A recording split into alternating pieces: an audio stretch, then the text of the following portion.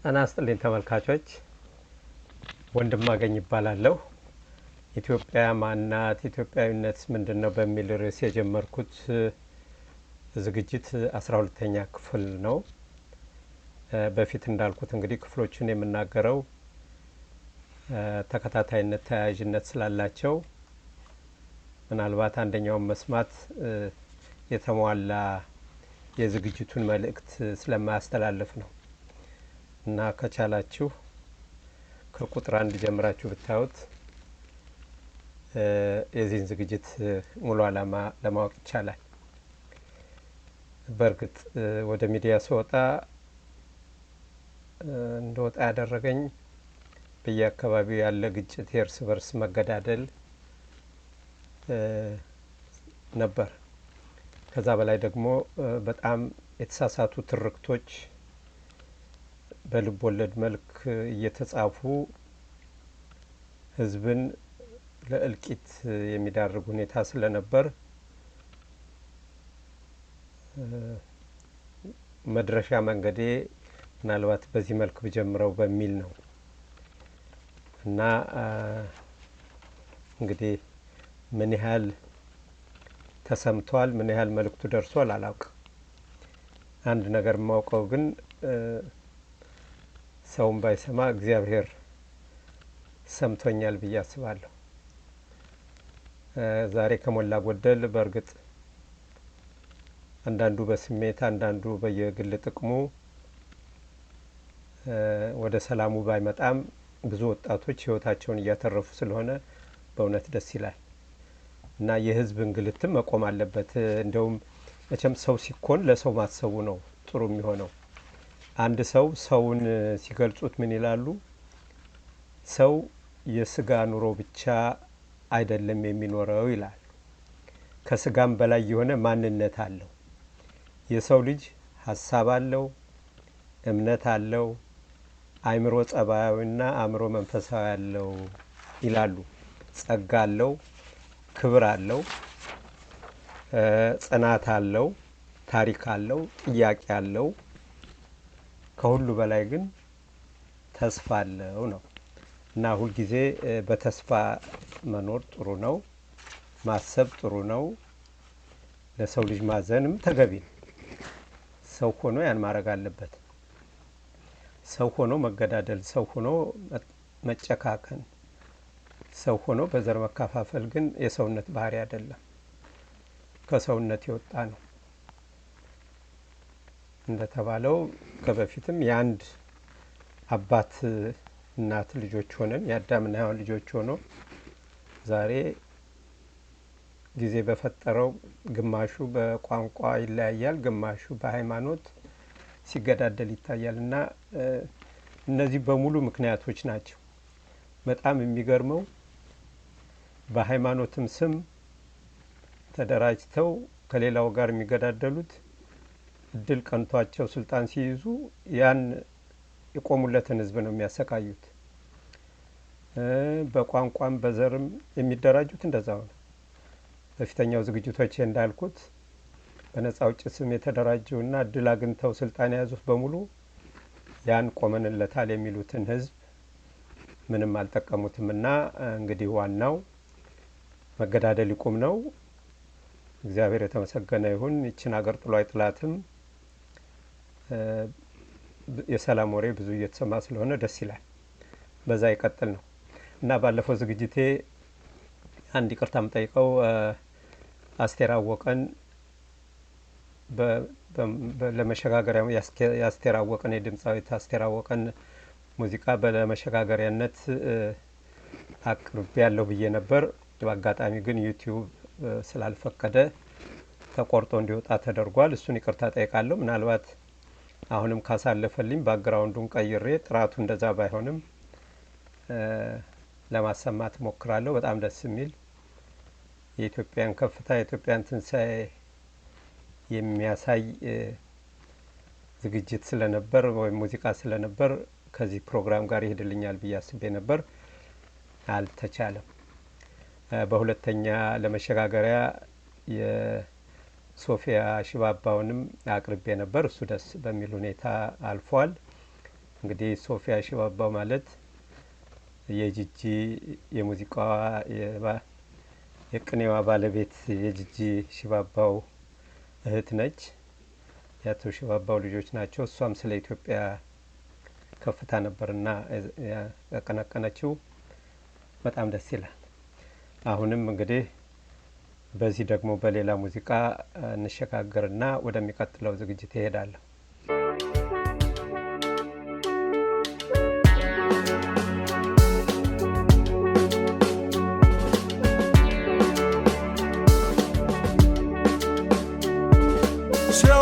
ሁሌም እዳይተች በንቶ ስንጋጭ አንተው ነህ ያለ አንተው ነህ ነው ጸቡ ሰበቡ ሰበብ ከሰው ልጅ መች ይበልጣል ሰበቡ ሰበቡ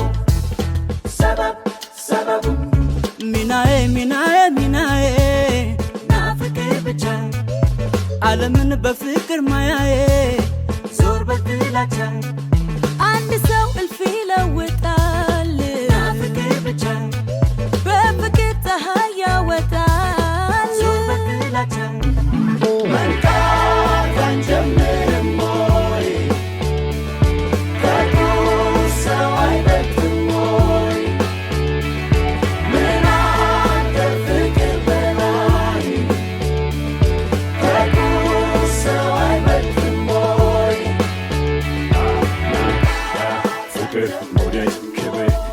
ይቀርባል ለድርድር ሰላም ደስታ ሀገር ምናለን ምርጫ ከዚህ በቀር ለሰው ልጅ ትርጉም የሰው መኖሩ አይሻልም እንዴ ካለ መኖሩ ለሰው ልጅ ትርጉም የሰው መኖሩ አይሻልም እንዴ ካለ መኖሩ ቢላውጊ አቡሪተን ኮዳ ሰዓት ኪያቦ ዳኻን ኮዳ ሰብቆናን ሰባት ንበር ከምሰባ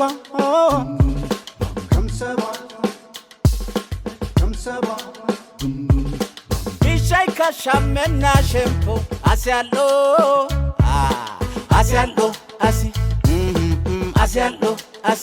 አሲ ጥላቻ ከፍቅር አይበልጥም እርስ ከሰው ልጅ አይልቅም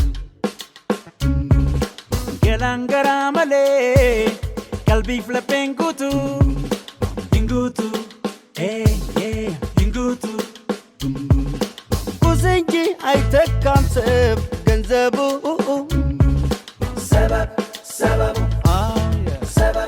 ሰበቡ ከሐይቁ መረቤታሉ በሕይወት ሩጫ አዋቂና ላዋቂ ያሉ የማነ ዋንጫ የአዋቂው መረብ ባሳት ተሞላ በሕይወት ሩጫ ሌላው ግን ባሳት ተበላ የማነ ዋንጫ መንቃት አንጀምርም ወይ ከቁ ሰው አይበልጥም ወይ ምናል ከፍቅር በላይ ከቁ ሰው አይበልጥም ወይ መንቃት አንጀምርም ወይ ከቁ ሰው አይበልጥም ወይ ምናል ከፍቅር በላይ ከቁ ሰው አይበልጥም ወይ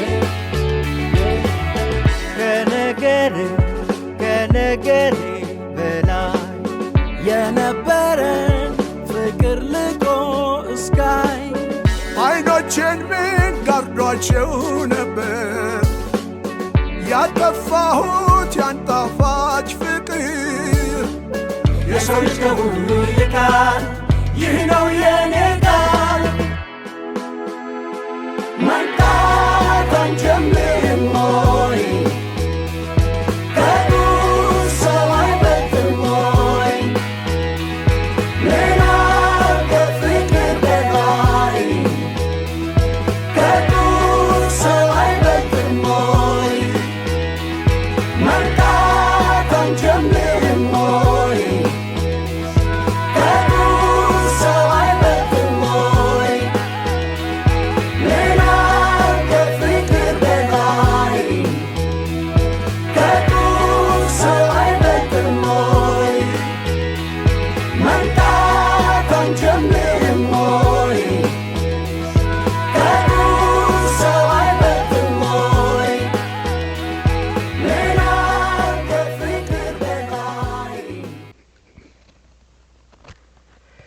አመሰግናለሁ። እንግዲህ ባለፈው በክፍል 11 ላይ የፓን አፍሪካኒዝም አቀንቃኝ ከሆኑት የኳሚ ንክሩማን ኢትዮጵያማ ትነሳለች የሚል የግጥም መነባንብ አሰምተን ነበር። የትንሣኤዋን መጀመሪያ ደግሞ ልጃቸውና የልጅ ልጃቸው ከሌሎች የቀድሞ የአፍሪካ መሪዎች ልጆች ጋር ሆነው የአባይ ታላቁን የህዳሴ ግድብ መጎብኘታቸውን አያይዤ ያሳይቻለሁ። እንግዲህ ሌላው ደግሞ ዶክተር አለማየሁ ዋሴ ናቸው። እሳቸው በመጽሐፋቸው ላይ ነው፣ የዛሬ 10 ዓመት የተጻፈ መጽሐፍ ነው፣ ዝጎራ በሚል ላይ በሌላ ሀገር ያዩት ስልጣኔ እንዴት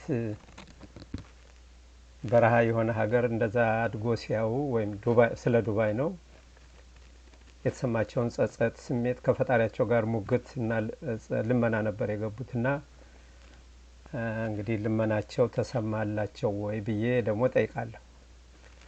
የኳሚ ንክሩማስ ኢትዮጵያ ትነሳለች እውነት እየተነሳች ነው ወይ ብዬ ነው እንግዲህ ተመልካቾችንም መሞገት የምፈልገው። የትንሣኤዋ ምልክት እየታየ ነው እና በእውነት ይሄን ላደረገ ፈጣሪ እግዚአብሔር የተመሰገነ ይሁን ማለት ይገባል። የትንሣኤዋ ምልክት ምንድነው ነው? እንግዲህ ከፋፍለን ማየቱ የሚበጅ ይመስለኛል። የአባይ የታላቁ ህዳሴ ግድብ ትልቁ የትንሣኤ ማብሰሪያ ነው።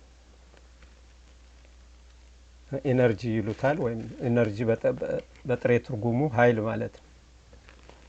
ኃይል ሲባል የኤሌክትሪክ ኃይል ነው፣ ግን የሀብትም የብልጽግናም የማደግም አንዱ ምልክት ነው።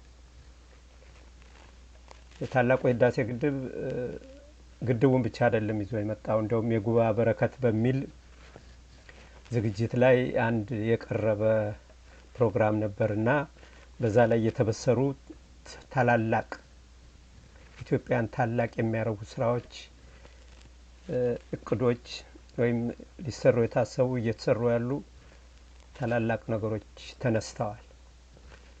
አንዱ እንደ ታላቁ የህዳሴ ግድብ ብዙም ልዩነት የሌለው የኮይሻ ግድብ ወደ መጠናቀቁ እየደረሰ ነው። ሌላው የተፈጥሮ ጋዝ ማምረት መጀመሩ በዛ ላይ ነው የተበሰረው። በነገራችን ላይ ይሄን የተፈጥሮ ጋዝ በደርግ ጊዜ ራሽያኖች ይመስሉኛል ሀረር ነበርኩ በአንድ ወቅት የካሉብ ጋዝ ምርት መገኘቱን አብስረው ነበር የሄዱት፣ ግን ያው እንደተዘጋ ነው የቀረው። ሌላው ኦጋዴን ላይ የነዳጅ ድፍድፍን በሚመለከት በጣም የሚገርመው አሁንም እዛው ሀረር እያለሁ አንድ አለቃ ነበሩኝና አንድ ታሪክ አጫወቱኝ። አፄ ኃይለ ሥላሴ ዘመነ መንግስት ኦጋዴን ላይ የአሜሪካ ኩባንያ ነዳጅ ቁፋሮ አድርጎ ነዳጁ ተገኝቶ ከአፄ ኃይለ ሥላሴ ጋር ለምረቃት ሄደን ነበር አሉ እና ድል ያለ ድግስ ከተበላ ከተጠጣ በኋላ ወደ ቤታችን በገባን በስንተኛው ቀን አይ ነዳጁ እኮ አልተገኘም ብለዋሉን ብለው ነበር።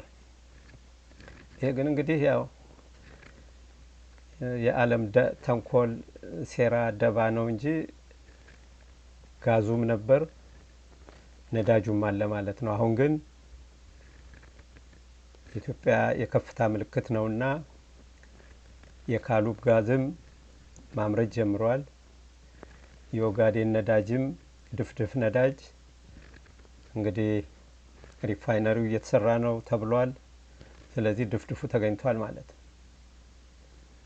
ይሄ ከትልቅነት በላይ ትልቅ ነገር ነው። ሌላው እኔ የመጀመሪያ ስራ የጀመርኩት በገጠሪቱ ኢትዮጵያ ነው እና ማዳበሪያን ካስተዋወቁት ማርኬቲንግ አሲስታንት ከሚባሉ አንዱ ነኝ። 20 አንሞላም ይመስለኛል በዛን ጊዜ ነበር ነው። በየክፍለ ሀገሩ ገበሬው ማዳበሪያ ለማለማመድ ጊዜ ወስዶ ነበር። በተለይ እኔ ተመደብኩት ጎጃም ቡሬ የምትባል ቦታ ናት። ለም መሬት ነው። ለጊዜው ማዳበሪያ የሚያስፈልግም አልመሰላቸውም። እንዲሁም ማዳበሪያውም አፈሩን ያቃጥልብናል፣ ይበላብናል ብለው ሁሉ ይፈሩት የነበረ ነው። በኋላ ግን በተለያየ በሙከራ ጣቢያ በ1 ሄክታር ሙከራ ጣቢያ ላይ በሚደረግ አመታዊ የማሳያ ክፍለ ጊዜ ገበሬው እንዲያው እየተደረገ በየገጠሩ እየሄድን የማዳበሪያ የምርጥ ዘር ጥቅምን እያስተማርን አመት 2 አመት ባልሞላ ጊዜ ገበሬው የማዳበሪያውን ጥቅም እያወቀ ሲሄድ ከማዳበሪያ ከመራቅ ይልቅ ማዳበሪያ ለማግኘት ከመኪና ሳይወርድ ሲሻማ ሁሉ እናውቃለሁና በእውነት የማዳበሪያ ፋብሪካ ሊሰራ ነው ሲባል የተሰማኝን ደስታ መግለጽ ያቅተኛል። ምናልባት በፌስቡክ ላይ አንድ የጻፍኩት ነገር ነበር። ማዳበሪያና እኔ ብዬ ያስቀመጥኩት ነገር አለና የማዳበሪያ ፋብሪካም ሊሰራ ነው። ይሄ እንግዲህ ትልቅ የሚባሉ ናቸው። ሌሎችም አሉ፣ ምናልባት ተራ በተራ የማመጣቸው ናቸው። ስለዚህ የትንሳኤዋ ምልክቶች የህዳሴ ግድብ፣ የኮሻ ግድብ፣ የካሉብ የተፈጥሮ ጋዝ፣ የኦጋዴን ነዳጅ ድፍድፍ፣ የማዳበሪያ ፋብሪካ፣ ሌላው ደግሞ በነፋስና በፀሐይ ኃይል ማመንጨት ታዳሽ ኃይሎች በስፋት እየተሰራ እንደሆነ ሰምቻለሁ። አንዳንድ ፕሮግራሞችንም አይቻለሁ። ምናልባት ከዚህ ጋር አያይዝላችኋለሁ።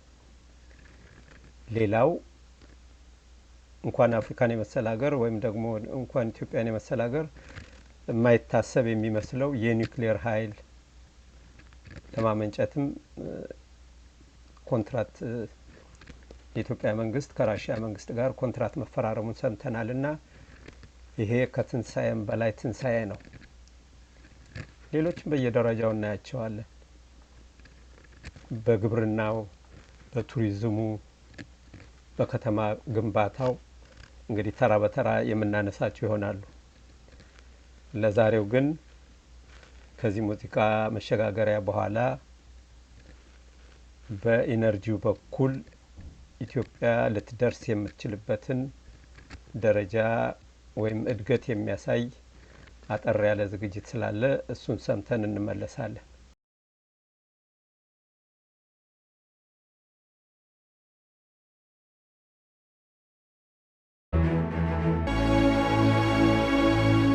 የዓለማችን የለውጥ ግስጋሴ ኢትዮጵያን ከጽልመት ውስጥ የተፈለቀቀ ብርሃን በፍካት ውስጥ የምትረሰርስበትን ወርቃማ ድሎችን ይዞ በሯ ድረስ መጥቷል። ከሁለተኛው ዓለም ጦርነት በኋላ አሸናፊ ሀገራት የተመሰረተው ህግጋት መር ስርዓት አደጋ ላይ ወድቋል። ዓለም ለአዲስ ስርዓት እየተዘጋጀች ነው። ታዋቂው አሜሪካዊ የፖለቲካ ተንታኝ ኢያን ብሬመር the next global superpower is not who you think በሚለው ዲስኩሩ አሜሪካ በወታደራዊ ጥንቻዋ የዓለማችን ልዕለ ኃያል ብትሆንም በኢኮኖሚው ግን ተገዳዳሪዎች መጥተውባታል ይላል። ዛሬ የዓለማችን ኢኮኖሚ በበላይነት ለመቆጣጠር ቀላል የማይባሉ ሀገራት እየተጉ ነው። በዚህ ቅድድም ውስጥ ኢነርጂ ምርት ላይ የሚኖር የበላይነትና ቁጥጥር አሸናፊውን ይወስናል። ቲጂህስ ቫን ዲግራፍና በቤንጃሚን ሳቫኩል በጋራ በጻፉት ግሎባል ኢነርጂ ፖለቲክስ ነገረ ኢነርጂ ከሀገራት ደህንነት፣ ከኢኮኖሚ፣ ከአካባቢ ጥበቃና ከፍትሃይነት ጋር የተቆራኘ ነው ይላሉ። እንደ ደራሲዎቹ ባለፈው አንድ ክፍለ ዘመን የዓለም ትኩረት ነዳጅ ላይ ነበር። የመካከለኛው ምስራቅ የዓለማችን የትኩረት የትኩሳትን ፍል የሆነው በሌላ ምክንያት አይደለም። በቀጠናው ወሳኝ የባህር ላይ መተላለፊያ የሆነው የሆርሙዝ ሰርጥ ወሳኝ ያደረገውም የነዳጅ አምራች ሀገራት መተላለፊያ የውሃ ላይ ኮሪደር በመሆኑ ምክንያት ነው። ነገር ግን ይላሉ ዓለማችን የኢነርጂ ሽግግር ላይ ናት። ነዳጅ አምራች ሀገራት ኢኮኖሚያቸውን ነዳጅ ላይ ከማንተራስ ቀስ በቀስ እያላቀቁ ይገኛሉ ይላሉ ጸሐፊዎቹ። ይቀጥሉናም ከፀሐይ ከንፋስና ከውሃ ለሚገኝ ኢነርጂ ዓለም ፊቱን አዙሯል። በዚህ የኃይል ፍትጊያ በነዳጅ ሽያጭ ላይ ብቻ የተመሰረቱ ሀገራት ኢኮኖሚያቸውን በጊዜ ካላሻሻሉና ካላረቁት በስተቀር በነገው ዓለም የምጣኔ ሀብት ካርታ ላይ ቦታ አይኖራቸውም። በዚህ ሂደት ውስጥ የታዳሽ ኃይል ቴክኖሎጂ ያላቸውና እንደ ኢትዮጵያ ያሉ ሀገራት አሸናፊ ሆነው መውጣት ይችላሉ። የዓለም ሀያላን ዛሬ ፖለቲካቸው ወደ ወሳኝ ማዕድናት ክሪቲካልስ ሚነራል እየተቀየረ ነው። በዚህ ምክንያት እንደ ሊቲየም፣ ኮባልትና ግራፋይት ያሉ ማዕድናት ለባትሪና ለፀሐይ ፓነል ባላቸው ወሳኝነት ምክንያት የፍላጎትና የትኩረት ነጥብ ሆነዋል። ኢትዮጵያ እንደ ህዳሴ ግድብ፣ ኮይሻና ሌሎች የሃይድሮ ኤሌክትሪክ ግድቦችን 13 ወራት ሙሉ ፀሐይ የማያጣትና ከንፋስ ኃይል ለማመንጨት ምቹ ስፍራ ላይ መገኘቷ በቀጣይ የአፍሪካ የመጪው ዘመን ኢነርጂ ሀብ ያደርጋታል። የመሪ ፉክክርና የፕላኔታችንን በምጣኔ ሀብት ካርታ ላይ ፊት መስመር ላይ ለመሰየም የሚደረገውን እሽቅድድም ይቃኛል። ኢትዮጵያ በዚህ ትግልና ፉክክር ውስጥ የቱ ጋር ትሰለፋለች? አድራሻዋስ የት ነው? የሚለውን እየቃኘን አብረናችሁን ቆያለን። አብራችሁን ቆዩ። The Grand Ethiopia Renaissance Dam symbolizes Africa's renewable ambition. ታላቁ የኢትዮጵያ ህዳሴ ግድብ የአፍሪካ የታዳሽ ኃይል ፍላጎቷ ተምሳሌት ነው። እኛ ከዚህ ተነስተን ወደ የፀሐይ፣ የነፋስ፣ ጂኦተርማልና ኒውክሌር ኃይል እያሰፋን ነው። የአፍሪካን የኃይል ትስስር የመፍጠር ራዕይን በማሳካትና ኢንዱስትሪያላይዜሽንን በማሳደግ የአየር በካይ ጋዝ ልቀትን የመቀነስ ስራዎች እየሰራን ነው። ኦሉዋቲሚሌ ሂናይኩ the new power map energy politics ከፈረንጆቹ አፍ ወደ አማርኛ ስንመልሰው በግርድፍ ትርጉሙ አዲሱ የኢነርጂ ፖለቲካ የኃይል ካርታ በሚል የጻፉት ሀቲት አዲሱ የዓለም አቀፍ ኢነርጂ ፖለቲካ ዘመን የኢነርጂ መሰረተ ልማቶችን ቴክኖሎጂንና ወሳኝ ማዕድናትን ለዓለም አቀፍ ኃይል ሚዛን ጨዋታ ውስጥ ማዕከል ያደርጋቸዋል ይላል። ሀገራት አሁን ላይ የተፈጥሮ ጋዝ ማስተላለፊያ የቧንቧ መስመሮች በፈሳሽ ተፈጥሮ ጋዝ ኤልኤንጂ በአረንጓዴ ሃይድሮጅንና በማስተላለፊያ ኮሪደሮች ላይ ፉክክር እያደረጉ ነው። ይህም የዓለም አቀፉን ኢነርጂ ፖለቲካን ለጂኦፖለቲካ ሽቅድድም ወሳኝ ጉዳይ አድርጎታል። ባጭሩ ዓለም ኢነርጂን ለጂኦፖለቲካዊ ውድድር ዋነኛ እንቀሳቃሽ ኃይል ወደ ሆነበት አዲስ ምዕራፍ እየገባች ነው። ከነዳጅ ባለፈ ሀገራት አሁን በታዳሽ ኃይል፣ በፈሳሽ ተፈጥሮ ጋዝ ኤልኤንጂ፣ በአረንጓዴ ሃይድሮጅንና በወሳኝ ማዕድናት ሬር እርዝ ሚነራልስ ላይ የበላይነትን ለማግኘት እየተሻኮቱ ናቸው። የሽግግር እንደ 1970ዎቹ የነዳጅ ቀውስ ሁሉ አዳዲስ አሸናፊዎችን እየፈጠረ የአዲሱ የኃይል ሽኩቻ ተጋላጭ የሆኑ ሀገራትን እየለየና የኃይል አሰላለፎችን ጭምር እየበየነ ይገኛል። የዓለማችን የኢነርጂ ገጽታ ይበልጡ ስብስብ፣ የተለያዩና ከዓለም አቀፍ ፖለቲካ ጋር ይበልጥ የተቆራኘ ነው። ለዚህ ገፊ ምክንያት ተደርጎ የሚወሰደው የኢነርጂ አማራጮችን ማስፋፋት ዳይቨርሲፊኬሽን ነው ሲሉ ጸሐፊዎቹ ይገልጻሉ። በተለይ በዓለማችን የኢነርጂ ፖለቲካ የጥፋት ነጥቡ የኮቪድ-19 ወረርሽኝ ከዩክሬን ግጭት በኋላ በአውሮፓ የገጠመው የጋዝ ቀውስና በመካከለኛው ምስራቅ የአቅርቦት መስመሮች ላይ የታየው አለመረጋጋት መንግስታት በነባር የኢነርጂ አቅራቢዎች ላይ ያላቸውን ጥገኝነት እንዲያጤኑ አስገድዷቸዋል። በተለይ ኢትዮጵያ እያመረተች ያለችው ፈሳሽ የተፈጥሮ ጋዝ ኤልኤንጂ ስትራቴጂክ የንግድ አካል ሆኗል። ኳታር፣ አሜሪካና አውስትራሊያ የረጅም ጊዜ የፈሳሽ የተፈጥሮ ጋዝ ገበያን ለመቆጣጠር ሲወዳደሩ፣ አውሮፓ ደግሞ የሩሲያን ጋዝ የሚተኩ ውሎችን እየፈለገች ነው። እኚህ እውነታዎች ዓለም የጂኦፖለቲካ ፉክክርን ለማሸነፍ ኢነርጂን ለመሰብሰብ እያደረገ ያለውን እሽቅድድም ያሳያል። ኢትዮጵያ ታዳሽ የተፈጥሮ ኢነርጂ ላይ ያደረገች ያለችው ኢንቨስትመንት ነገ ላይ በዓለም የኃይል አሰላለፍ ሚዛን የምትደፋ ሀገር እንድትሆን ያደርጋታል። ከዚህ ባሻገር የኢትዮጵያ ቀጠና የበላይነትን ለማረጋገጥ ኢነርጂ ወሳኝ ምሰሶ ነው። ኢትዮጵያ በታላቁ የህዳሴ ግድብና በሌሎች የታዳሽ ኃይል ፕሮጀክቶች አማካኝነት የምስራቅ አፍሪካ የኃይል ማማ ፓወር ህብ ለመሆን ተቃርባለች።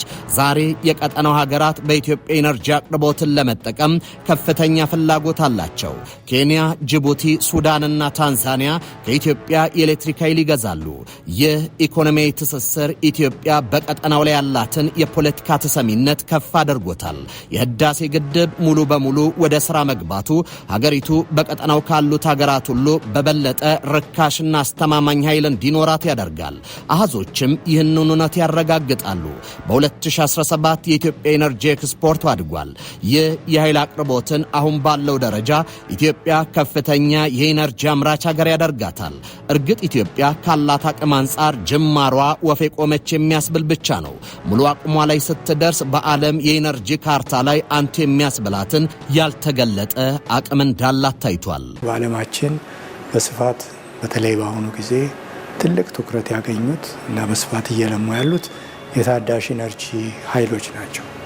እንግዲህ የታዳሽ ኃይል ምንጭ የምንላቸው በዋነኛነት እንደ ከውሃ የሚገኘው የሃይድሮ ኤሌክትሪክ፣ ነፋስ፣ የፀሐይ ኤሌክትሪክ፣ እንደገና ከመሬት ውስጥ የሚገኘው የተፈጥሮ እንፋሎት ወይም ጂኦተርማል የምንለው ሀገሮች ከሚበክሉት ወደማይበክሉት ታዳሽ ወደ ሆኑት የኢነርጂ አማራጮችም አሁን በስፋት እየሰሩ ያሉበት ሁኔታ አለ እና ሃይድሮ በዓለም ላይ በጣም አዋጭ ነው። በወጪም አንጻር ሲታይ ከሁሉም ኮንቬንሽናል ነው። ኢትዮጵያ የህዳሴ ግድብን በማስመረቁ ግብጽ በኢትዮጵያ ላይ ምንም የማድረግ አቅም እንደሌላት ታሳይታለች። የቀድሞ ፕሬዝደንት መሐመድ ሙርሲ እንደሚሉትም ግድቡን በቦምብ እናጋየዋለን ድንፋታ የማይሰራበት እውነት ላይ ተደርሷል። ዛሬ ግድቡ ራሱን በራሱ መጠበቅ የሚችል ባዮሎጂካል የጦር መሳሪያ ነው። ማንም ምንም ሊያደርጉ አይችልም። የኢትዮጵያ እውነተኛ ፍላጎት በኤሌክትሪክ ገመዶች በቀጠናዊ ትስስርን መፍጠር ነው። ከግብጽ ጭምር በብርሃን ገመዶች ተሳስሮ በጋራ መብራትና በጋራ መድመቅ ነው።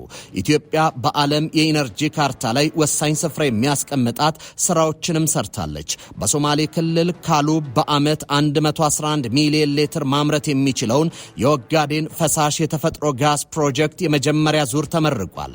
በተመሳሳይ በዓመት 1.33 ቢሊዮን ሊትር የማምረት አቅም የሚኖረውን ሁለተኛ ዙር መጀመሩን ጠቅላይ ሚኒስትር አብይ መናገራቸው የሚታወስ ነው። ከሁሉም በላይ ፕሮጀክቶቹ የጋዝ ማምረቻ ብቻ አይደሉም። ለማዳበሪያ ማምረቻ ወሳኝ የሆነውን ግብዓት በማቅረብ ለምግብ ሉዓላዊነት የማዕዘን ድንጋይ መሆን የሚችል ፕሮጀክት ነው። ከዚህ ባለፈ ለኃይል ማመንጫና የክሪፕቶ ማይኒንግ ስራዎችን አስፈላጊ የሆኑ ግብዓቶችን ማምረት መቻሉ ልዩ ያደርጓል።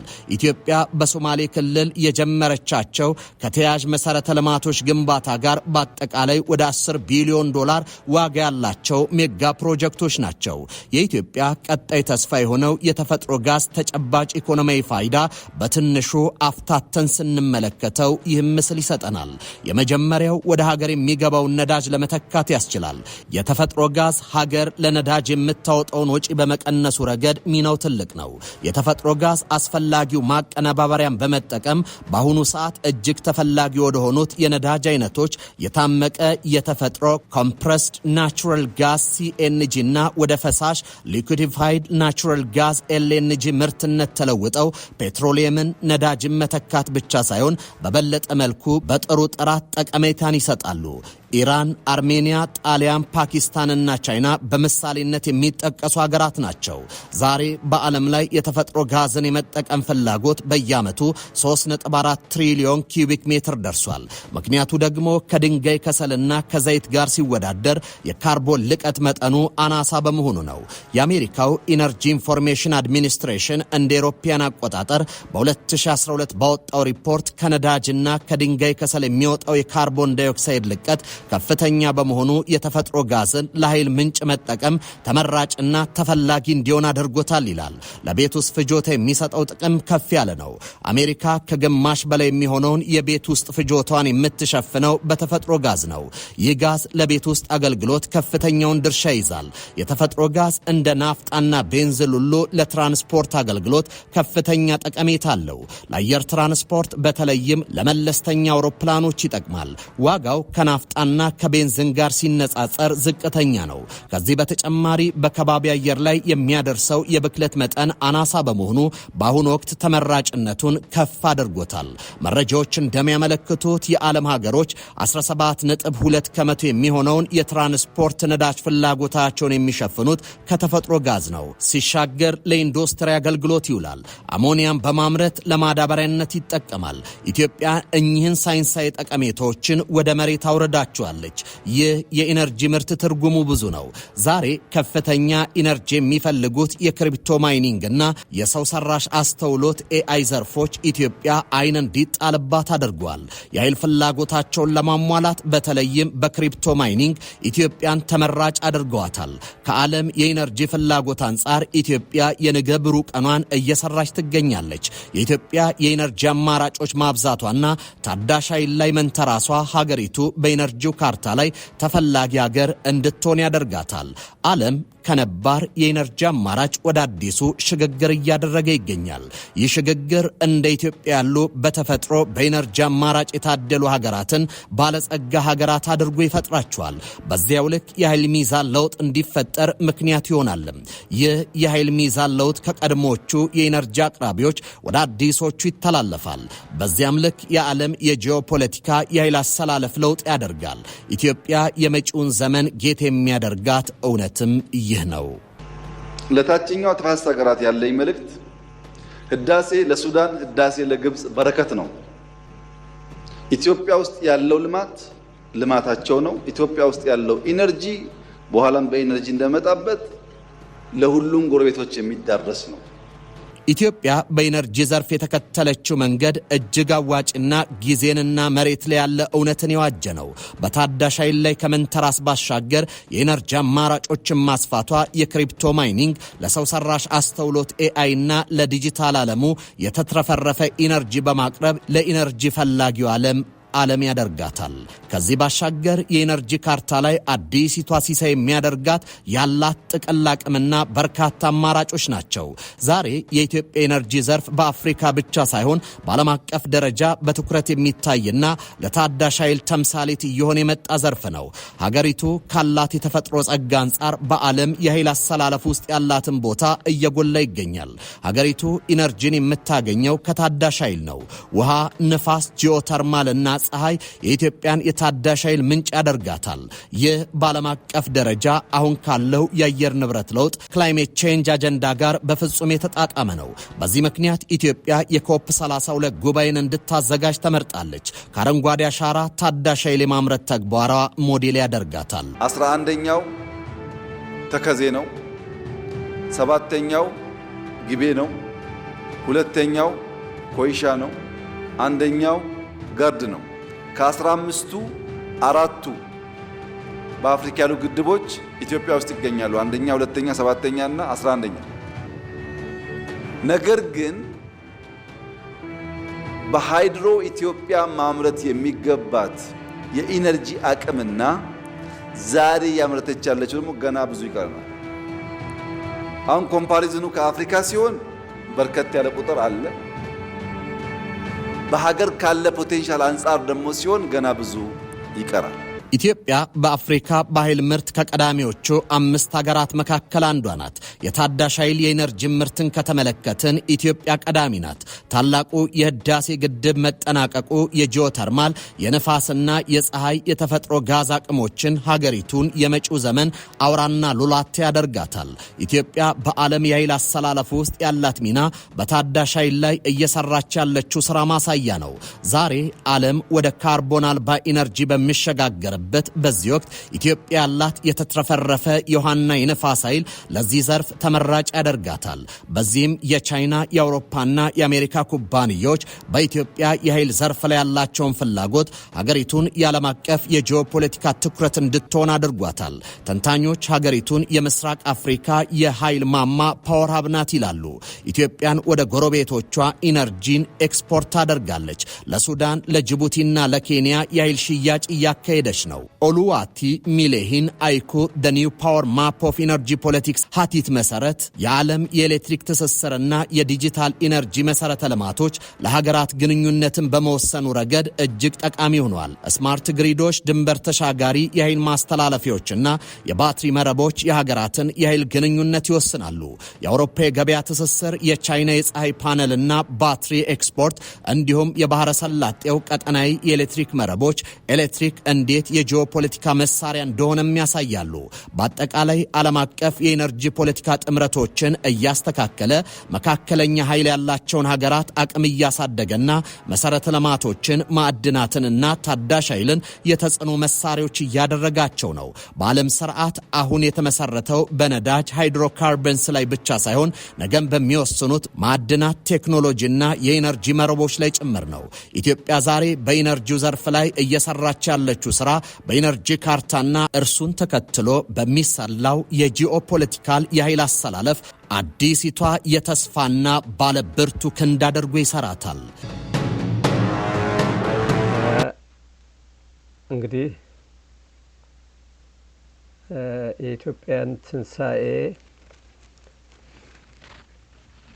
አንድ ወጣት የገለጸበት መንገድ ደግሞ የተለየ ስለሆነ እሱንም አጠር ያለች ናት። የአንድ ደቂቃ አትሞላም። እንደውም እግዚአብሔር ለኢትዮጵያ መጣላት እያለ ነውና በወጣቶቹ ሲነገር ደስ ይላል። መሰራትም ያለበት ለሚቀጥለው ትውልድ ነው። የኢትዮጵያን ትንሣኤ ሰውን የሚነካ መሆን አለበትና በሰው ላይ እየተሰራ ያለውንም ወደፊት ማመጣው ይሆናል። ለምሳሌ በህፃናት ላይ ባለፈው ሳምንት ዝግጅቴ ትምህርት ሚኒስቴርም የአዲስ አበባ ከተማም በአገር አቀፍ ደረጃም በህፃናት ላይ እየተሰራ ያለው ስራ በጣም ድንቅ የሚባል ነው። ያ የኢትዮጵያ ትንሣኤ ነው እና ይሄ ትንሣኤዋ እግዚአብሔር የፈቀደላት ጊዜው አሁን ነው። ፈተናው የሚጠበቅ ነው። ፈተና ያለ ነውና እንግዲህ በተቻለ መጠን ሁላችንም ሰው ሆነን ወደ ህሊናችን ተመልሰን ይሄን እግዚአብሔርን ልክ እንደ ዶክተር አለማየሁ ዋሴ ውረድ ብለናል። እኔም እንዳቅሜ ረተለመነን ብያለሁ። ወርዷል። እግዚአብሔር በዚች ሀገር ላይ እየሰራ ነውና እንግዲላችሁም እግዚአብሔርን እናስቀይመው። ሰው መሆን ጥሩ ነው። ደግመዋለሁ።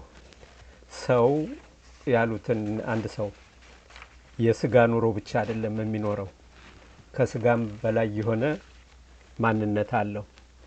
የሰው ልጅ ሀሳብ አለው፣ እምነት አለው፣ አይምሮ አለው። አይምሮ ጠባዩና አይምሮ መንፈሳዊ አለው፣ ጸጋ አለው፣ ክብር አለው፣ ታሪክ አለው፣ ጥያቄ አለው።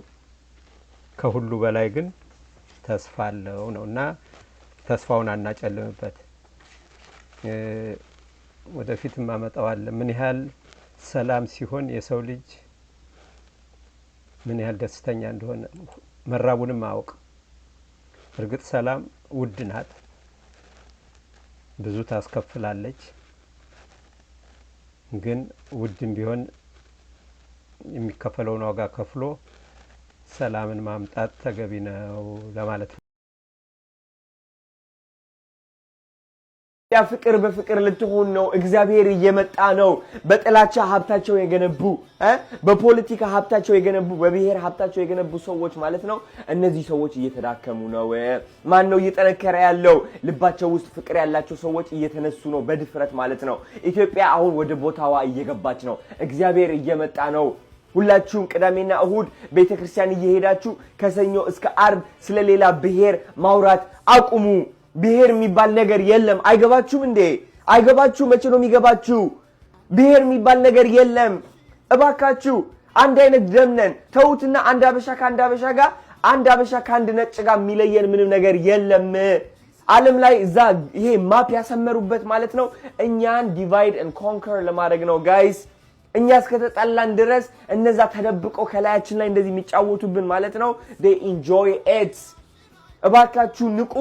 ተመስገን። የአጼ ላሊበላ ዘመነ መንግስት ከ1157 እስከ 1197 ላሊበላ የተወለደው እዚያው ላስታ ሮሃ ነው። በተወለደበት ዕለት ብዙ ንቦች በዙሪያው ከበው ሲያነበንቡ እናቱ ስላየች ወደፊት ብዙ ሰራዊት የሚከተለው ታላቅ ሰው የሚሆን ነው ብላ በመገመት ስሙን ላሊበላ አለችው። ንብ ጸጋውን ወይም ገዢውን አወቀ ማለት ነው ይላሉ። ላሊበላ ብሂል ንሁብ አእመረ ጸጋሁ የሚለውን ግዕዝ ተከትለው ነው ሰዎች እንደሱ የሚሉት። ላሊበላ ተወልዶ ባደገ ጊዜ በዘመኑ የነበረው ንጉስ ወንድሙ ቅዱስ ሀርቤ ዙፋኑን ይቀናቀነኛል በማለት ብዙ ጊዜ ያሳድደው ነበር። ሊያስገድለውም ይፈልግ ነበር። አንድ ቀን የላሊበላ እህት ከንጉሱ ወይም ከሌላኛው ወንድሟ ጋር ተመሳጥራ በመጠጥ ውስጥ መርዝ ጨምራ ልካለት እንደነበርና የቀመሰው ሌላ ሰው ሲሞት እርሱ ሳይሞት እንደቀረ ከዚያም ሸሽቶ ወደ በረሃ ከገባ በኋላ በወታደር ተይዞ እንደመጣ በሃይማኖታዊ ስርዓት ያገባትን መስቀል ክብራ የተባለችውን ሚስቱን ከሰው ነጥቆና ያገባት የሚል ከሳሽ አስነስቶ ንጉሱ ብዙ ሰዓት እንዳስገረፈውና በድጋሚ ከሚስቱ ጋር ሸሽቶ ወደ በረሃ ሄደው እንደተቀመጡና ከዚያ በኋላ ተመልሰው ከንጉሱ ጋር ታርቀው መኖር እንደጀመሩ አምላክ ለንጉስ ሀርቤ በራእይ ተገልጦ መንግስትህን ለላሊበላ ልቀቅለት ብሎ እንደነገረውና ላሊበላ እንደነገሰ ተጽፏል። ላሊበላ መንግስቱን ከወንድሙ ተቀብሎ የኢትዮጵያ ንጉሠ ነገሥት ተብሎ በ1157 ሲነግስ ስመ መንግስቱ ገብረ መስቀል ተባለ። እናም በአክሱም ታሪክ ገናና እንደነበሩት እንደነ ኢዛና እንደነ ካሌ ሁሉ በላስታ ወይም በዛጉዌ ዘመን ደግሞ ላሊበላ ገናና እንዲባል ያስቻለውን ስራ ሰራ። ይህም በዘመነ መንግስቱ የሰራቸው አስደናቂ የሆኑ ውቅር አብያተ ክርስቲያናት ናቸው። ይህንንም ስራ በመንፈስ ቅዱስ እርዳታ እየተመራ እንዳከናወነው ይነገራል። በአጼ ላሊበላ ዘመንም ሆነ ከእርሱ በፊትና በኋላ በነበሩት የዛጉዌ ነገስታት ዘመን የግብጽ ባለስልጣኖች ጣልቃ ገብነታቸው እየጎለበተ ሄዶ ነበር። ባለፉት ታሪኮች እንደተመለከት ነው ሱልጣን ወይም ከሊፋ የሚባሉት በየጊዜው እየተከታተሉ ግብጽን የሚያስተዳድሩት የሙስሊም ባለስልጣናት በስልጣናቸው ስር የሚገኙትን የእስክንድሪያ ሊቀ ጳጳስ ግብር ክፈሉ፣ ያለኛ ፈቃድና ምርጫ ጳጳስ ወደ ኢትዮጵያ እንዳይሄድ፣ በመካከላችሁ የሃይማኖትና የሹመት ክርክር ቢነሳ የኛ ባለስልጣኖች አብረው እየተቀመጡ ሁኔታውን እንዲመለከቱ ወዘተ በማለት ያስቸግሯቸው ነበር። ሁኔታው እየከፋ ሲሄድና የክርስቲያኖች ጭቆና በመካከለኛው ምስራቅና በግብጽ ሲበረታ ከዚህ ቀደም እንደሆነ ሁሉ በላሊበላም ጊዜ በሽሽት አገራቸውና ንብረታቸውን እየጣሉ የሃይማኖት ወንድሞቻቸውን ፈልገው ለመጠጋት ወደ ኢትዮጵያ በርካታ ግብጻውያን የመጡ ሲሆን ያረፉትም የንጉሠ ነገሥቱ መቀመጫ በሆነው በላስታና በአካባቢው ነው። ላሊበላም ስደተኞችን ተቀብሎ ልዩ ልዩ ስፍራ እየሰጠ አስቀምጧቸዋል። በዛ ዘመን ለሶስተኛ ጊዜ የመስቀል ጦርነት ተፋፍሞ ቀጥሎ ነበርና የአውሮፓ ተዋጊዎች የጀርመኑ ንጉስ ፍሬዴሪክ ባርባሩስ፣ የእንግሊዙ ንጉስ ሪቫርኬርዶን፣ የፈረንሳይ ንጉስ ፊሊፕ አጉስቲኒ ዋነኛ ተፋላሚዎች ነበሩ። የአረቡ ዓለም ንጉስ ሱልጣን ሳላዲን የሚባለው እነዚህን ሁሉ በጀግንነት እየተዋጋ አሸንፎ የኢየሩሳሌምን ከተማ መልሶ በእጁ አደረጋት። የመስቀል ጦርነት 8 ጊዜ ያህል የተካሄደ ሲሆን ኢየሩሳሌም ስትለቀቅ መልሳ ስትያዝ ከ1096 እስከ 1300 እንደ አውሮፓ አቆጣጠር ዘልቆ እንደነበር ይታወሳል። ስለዚህ በዚህ ጦርነት እየተበሳጩ በግብጽ ያሉ ባለስልጣናት ጭቆና ሲያበዙ ብቸኛ መጠጊያ ኢትዮጵያ ነበረች። አጼ ላሊበላ ግን ወደ ጦርነት ሳይገባ ከግብጽ ባለስልጣኖች ጋርም ሳይጋጭ ስደተኞችን መቀበልና ማስጠጋቱን ቀጠለ። ስደተኞቹን ተቀብሎ ጥገኝነት በመስጠቱም አረቦች ለምን አስጠጋቸው አሳልፈ ስጠን የሚል ተቃውሞ አላሰሙም። አንዳንድ የውጭ ሀገርና የሀገር ውስጥ ጸሐፍት እነዚህን ከግብጽና ከኢየሩሳሌም እየተሰደዱ የመጡትን በህንጻው ግንባታ ተሳታፊ እንደነበሩና ሰፊው ሚና እንደተጫወቱ ጽፈዋል። ነገር ግን በተለይ በአገው ተወላጆች ዘንድ ጭንጫ እየፈለፈሉ አለትና ድንጋይ እየጠረቡ ዋሻ መሰል መኖሪያ ቤት በመስራት የታወቁ ነበሩ። በሰቆጣ የብልበላ ጊዮርጊስ ስራ፣ በትግራይ ምስራቃዊ ክፍል ደግሞ በሀውዜን ውቅሮ የሚባለው ስራ የላሊበላን አብያተ ክርስቲያናት ስራ ስለሚመስሉ ከግብጾች መምጣት በፊት በኢትዮጵያውያን ዘንድ የዋሻ ውስጥ ቤቶችና አለትን ጠርቦና ፈልፍሎ አብያተ ክርስቲያናት ማነጽና ገዳም መገደም የተለመዱ ነበሩ።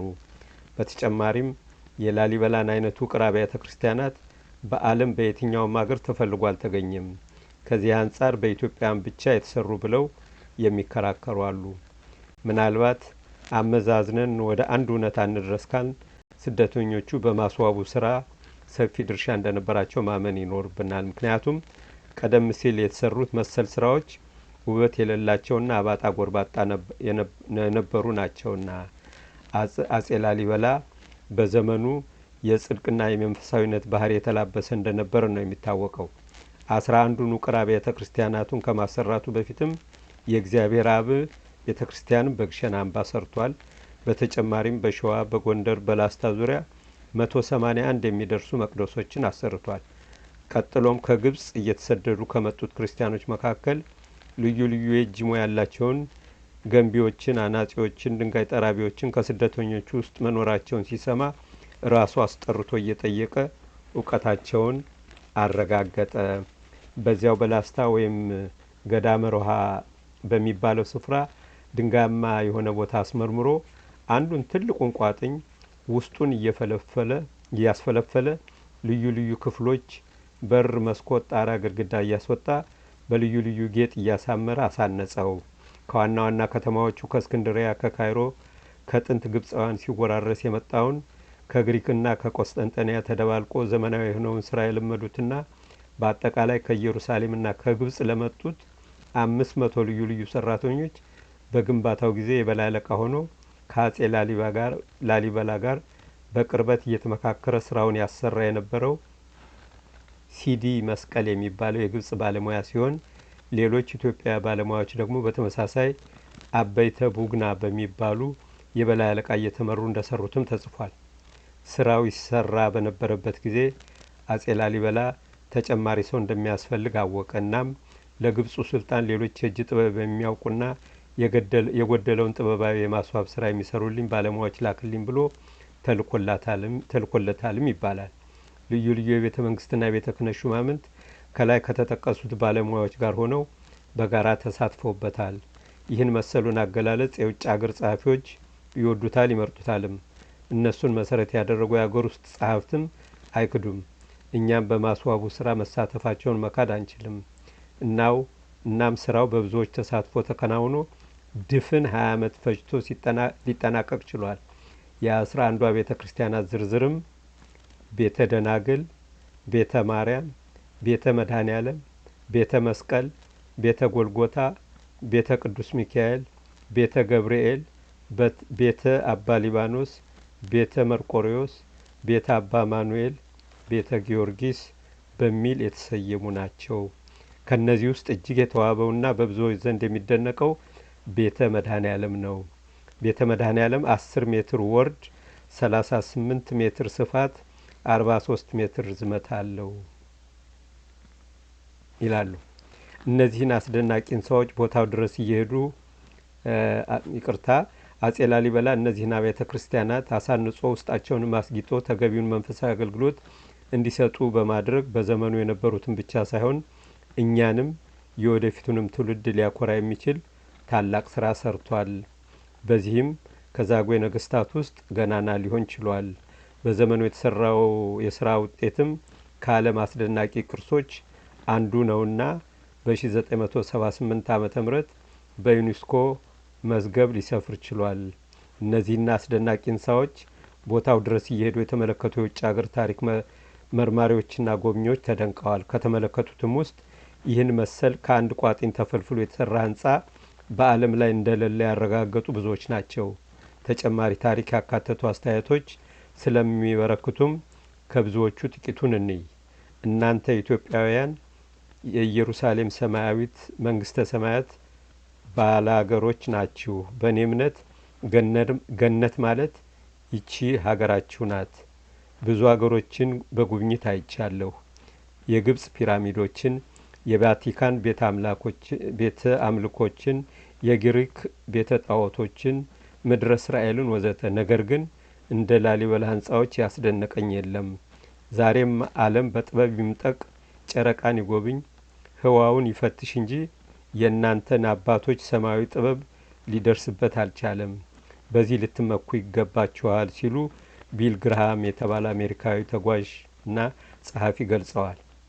ሌላው እጅግ በጣም አስደናቂና ከፍተኛ የጥበብ ችሎታ የሚታይበት እጹብ ድንቅ ስራ በመሆኑ የተሰማኝን አድናቆት ዝርዝሬ ብጽፍ የሚያምነኝ ስለማይኖር በጥቅሉ ለጉብኝትና የአይን ምስክርነት ለሚሰጡ ትቸዋለሁ። ፍራንሲስ አልባሬዝ የተባለ አውሮፓዊ በ1513 እስከ 517 ዓመተ ምህረት በኢትዮጵያ የቆየ ይላል። ሌሎችም አሉ። ጀራርዶ ሮልፍ ይባላል። የጀርመን ተወላጅ ነው። በኢትዮጵያና በአፍሪካ 1825 እስከ 1870 ቆይቶ በጻፈው መጽሐፍ ውስጥ የላሊበላን ታሪክ አካቷል ይላልና እንግዲህ የኢትዮጵያ ታሪክ የሚገርም ታሪክ ነው። ለዛሬው እንግዲህ በሰላም እስክንገናኝ መልካም ሳምንት